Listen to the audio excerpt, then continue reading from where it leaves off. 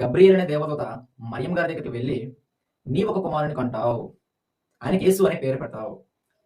ప్రభువైన దేవుడు ప్రభువైన దేవుడు ఆయన తండ్రి అయిన దావీదు సింహాసనమును ఆయనకిచ్చును. యాకోబు వంశస్థులను ఆయన తరతరములు ఏలును. ఆయన రాజ్యము అంతము లేనిదై ఉండును.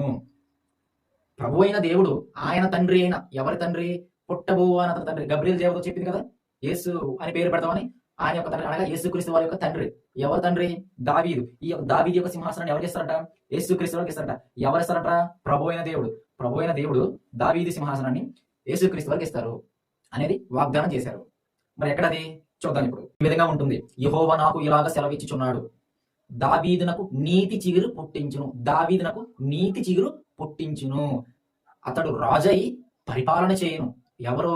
నీతి చిగురు. దావీదు కాదు, నీతి చిగురు రాజై పరిపాలన చేయును. వివేకముగా నడుచుకొనుచు కార్యము జరిగించును. భూమి మీద నీతి న్యాయములను జరిగించును.